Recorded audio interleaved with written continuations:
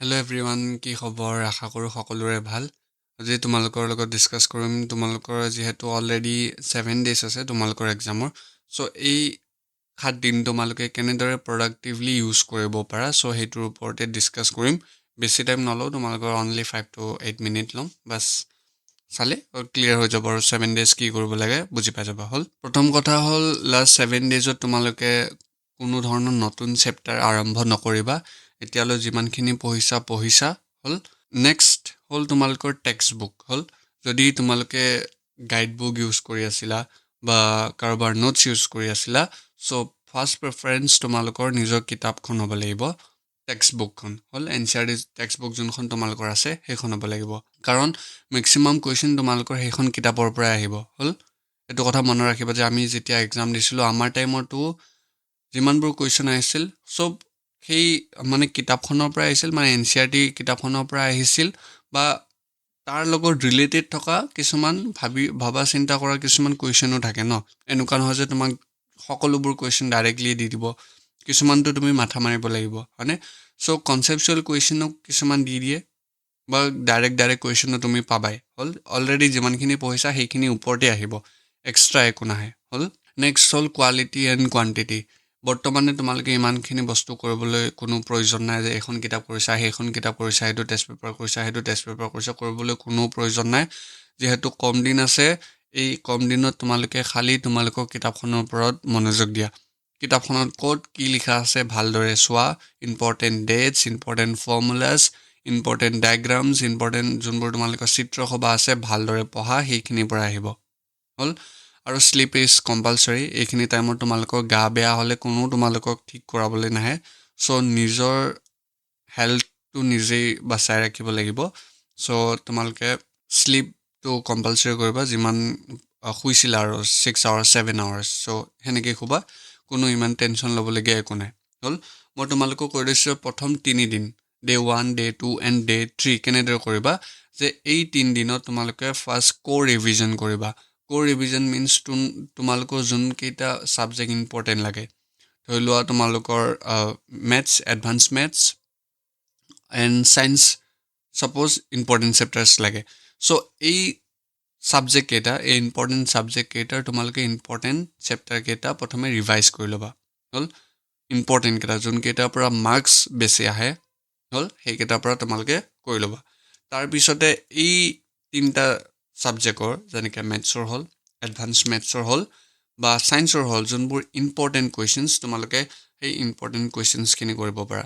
এতিয়া important questions তোমালোকে already previous year questions কৰোঁতে গমেই পাইছা কোনকেইটা ইম্পৰ্টেণ্ট টপিকছ হয়, চ' তাৰ পৰাও কৰিব পাৰা। হ'ল নেক্সট হ'ল previous year question papers. Previous year question paper most important হয়। তোমালোকৰ most of the question around 60 to 70% of paper তোমালোকৰ প্ৰিভিয়াছ ইয়েৰ কুৱেশ্যনৰ ৰিলেটেডেই আহিব। তোমালোকে টেনশ্যন ল'বলগীয়া একো নাই। যদি তোমালোকে নেক্সট 5 বছৰৰ কুৱেশ্যন পেপাৰ ভালদৰে কৰিছা, মেক্সিমাম কুৱেশ্যন তোমালোকে তাৰ পৰাই পাবা। হ'ল চ' কি ক'লোঁ, ইম্পৰ্টেণ্ট চেপ্টাৰকেইটা ৰিভাইজ কৰিবা, ইম্পৰ্টেণ্ট ফৰ্মুলাকেইটা ৰিভাইজ কৰিবা আৰু প্ৰিভিয়াছ ইয়েৰ কুৱেশ্যনখিনি ছল্ভ কৰিবা। হ'ল নেক্সট Day 4 and Day 5 কি কৰিবা, যে কুৱেশ্যন প্ৰেক্টিছ কৰিবা। কুৱেশ্যন প্ৰেক্টিছ মানে কেনেদৰে কৰিবা, যে এটা ফুল মক টেষ্ট দিবা পাৰ ছাবজেক্টৰ। ছাপ'জ তুমি মেথছৰ কাৰণে 100 মাৰ্কছৰ এটা এক্সাম দিলা। এই এক্সামটো দিয়াৰ পিছত তুমি গম পালা যে এইকেইটা কুৱেশ্যন মই কৰিব পাৰিছোঁ আৰু এইকেইটা কুৱেশ্যন মই কৰিব পৰা নাই।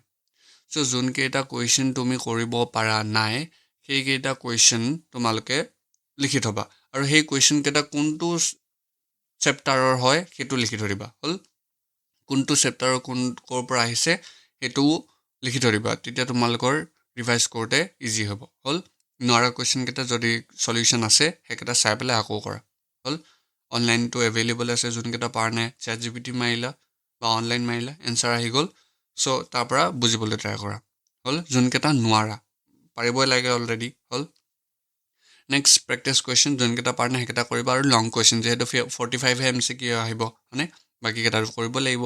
চ' কৰিবৰ কাৰণে যোনকেইটা তোমালোকৰ প্ৰিভিয়াছ ইয়েৰ কুৱেশ্যনত ইম্পৰ্টেণ্ট পাইছিলা সেইকেইটা কৰিবা বৰ্তমানৰ কাৰণে। হ'ল আৰু চেপ্টাৰৰ পৰা টিচাৰেতো তোমালোকক দিয়ে দিছে চাগে এইকেইটা কুৱেশ্যন ইম্পৰ্টেণ্ট হয় বুলি, চ' সেইকেইটা কুৱেশ্যন তোমালোকে চাবা এবাৰ। হ'ল দেন এইকেইদিনত তোমালোকে নিজৰ ৰাইটিং স্কিলত অকণমান কাম কৰিবা। হ'ল যিহেতু কুৱেশ্যন যেতিয়া তোমালোকে এনচাৰ লিখিবা বহীত, চ' তোমালোকৰ ফাৰ্ষ্ট ইম্প্ৰেশ্যনেই লাষ্ট ইম্প্ৰেশ্যন হয়নে? তোমালোকে যেনেকৈ লিখিছা সেইটোৰ ওপৰতে তোমালোকৰ মাৰ্কছ ডিপেণ্ড কৰে। যদি কোনোবা টিচাৰে বহী এখন চাইছে, সেই টিচাৰজনে ভাবিব যে এই ষ্টুডেণ্টটোৱে অকণমান ভালদৰে লিখিব লাগিব, হ'ল একদম চাফ চিকুণকৈ লিখিছা, তেতিয়া টিচাৰজনে চায়ো ভাল পাব, হ'ল। চ' ৰাইটিঙৰ ওপৰত অলপমান কাম কৰিবা। দেন ডে 6 কি কৰিবা যে ৰিভাইজ কৰিবা কোনবোৰ formulas, important formulas, maths, advance maths, science আৰু বেলেগ যদি আছে সেইবোৰ কৰিবা। ডায়েগ্ৰামছ, চিত্ৰবোৰ যিমানবোৰ আছে, বিজ্ঞানৰ হওক, সমাজ বিজ্ঞানৰ হওক, হ'ল সেইবোৰ কৰিবা। Then grammar rules, most important ইংলিছৰ কাৰণে গ্ৰামাৰ ৰুলছখিনি পঢ়িবা। দেন তোমালোকে একদম হেভি ষ্টাডি কৰিব নালাগে। এতিয়া ভাবিছা যে তুমি 18 ঘণ্টা 19 ঘণ্টা পঢ়িম, ন, এতিয়া সেইটো কৰিবলৈ কোনো প্ৰয়োজন নাই। বেছি দিনো নাই, তোমালোকৰ এতিয়া হেল্থটো বহুত ইম্পৰ্টেণ্ট। এতিয়া গা বেয়া হ'লে বা জ্বৰ হ'লে ঠিক কৰিবলৈ কোনো নাই, বা যদি সোনকালে ঠিক নহয় এক্সামত কি কৰিবা হয়নে? চ' বি কেয়াৰফুল হেল্থটোৰ কাৰণে। এটলিষ্ট এই 15-20 দিন যিমানকেইদিন তোমালোকৰ এক্সাম হ'ব একদম ভালদৰে থাকা। এপ্ৰিলৰ পিছত আৰু মাৰ্চৰ পিছত ফেব্ৰুৱাৰীৰ পিছত মাৰ্চ এপ্ৰিলতো ৰিজাল্ট দিবই। চ' তোমালোকে এইকেইদিন ভালদৰে পঢ়া, হ'ল। এণ্ড ডে 7 এটাই ইম্পৰ্টেণ্ট হ'ল যে তোমালোকে যদি শ্বৰ্ট নোটছ বনাইছিলা, মানে কোনোবা এটা চেপ্টাৰ কৰাৰ পিছত এই লাষ্টৰ ফালে যে সাৰাংশ বুলি দিয়া থাকে চেপ্টাৰটোৰ, চ' সেইখিনি বহুত ইম্পৰ্টেণ্ট হয়। চ' সেইখিনি তোমালোকে এবাৰ চাবা, মষ্ট ইম্পৰ্টেণ্ট। কেতিয়াবা এনেকুৱা হয় যে গোটেই চেপ্টাৰটো পঢ়াৰ পিছতো আমি চেপ্টাৰটো কিছুমান ইম্পৰ্টেণ্ট পইণ্টছ পাহৰি যাওঁ, যোনবোৰ পইণ্টছ সেই চামাৰিটো বা সাৰাংশটো পঢ়িলে আমি গম পাওঁ। চ' সেই সাৰাংশটো তোমালোকে পঢ়িবলৈ নাপাহৰিবা, বহুত ইম্পৰ্টেণ্ট হয়। এণ্ড একদম ষ্টে কাম, ইমান অধৈৰ্য হ'বলগীয়া একো নাই, ভয় খাবলগীয়া একো নাই। মই যেতিয়া দিছোঁ মোৰো ভয় লাগিছিল, বাট ইমান টেনশ্যন ল'বলগীয়া একো নাই। So' believe in yourself, everything will be okay. So' আশা কৰিছোঁ তোমালোকে বুজি পাইছে, তোমালোকক বেছি টাইম নলওঁ। চ' এইকেইটা পইণ্ট তোমালোকে মনত ৰাখিবা মই কি ক'লোঁ, হ'ল। So' exam will be all good. Thank U.